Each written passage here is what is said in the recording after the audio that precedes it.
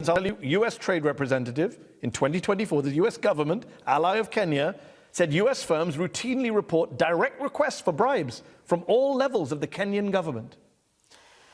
And are they just passionate? You will remember when that was said, action was taken. We did not just talk about it.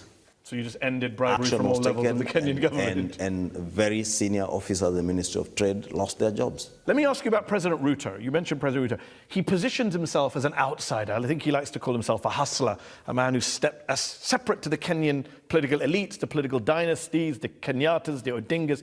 But is he that different, Kimani? Because he's been in politics for nearly 30 years, longer than even President Kenyatta. He's amassed a lot of wealth during his time in politics. I believe he owns luxury hotels, a 2,500-acre farm, a poultry plant. He's invested in hotels.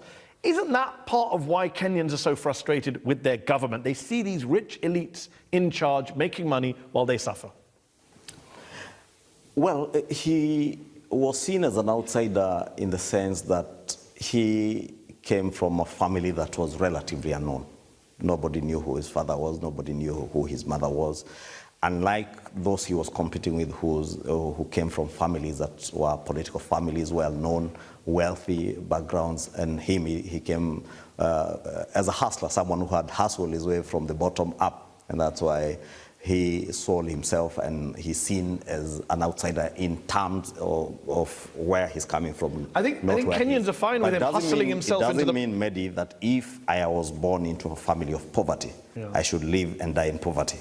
I also wasn't born in a very affluent family, but I'm working very hard, and I work very hard every day. The day I make it, I fake it till I make it, and the day I make it... Are you talking about yourself? Are you going to say I'm also corrupt? Hold on, are you saying yourself? You're talking about yourself for a moment. Yeah, I also... Recently, an MP from your party joked that you were worth 5 billion shillings, or $38 million. Is that correct? Joked, and not from my party. It's actually from the other party. So can you clarify then, what is your net worth? Well, not 5 billion, definitely. For 1 billion? Probably about close to 1 billion.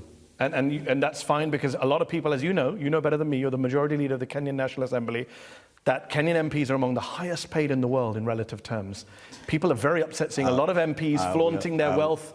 They're doing TikToks, they're doing Twitter videos showing their luxury cars, and Kenyans are furious. You know this on social media. They're upset because the MPs are flaunting their wealth.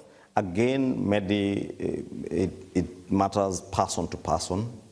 I have never had to flaunt anything because I have nothing to flaunt. But people in your party have, obviously. But not just in my party. I know, but you're the majority leader, so I'm asking you, how do you feel about that? It's rather unfortunate nobody should do that. And I think a number of those who have done that, by the way, have regretted what they had to show the public. But the flaunting's only secondary. What about the wealth?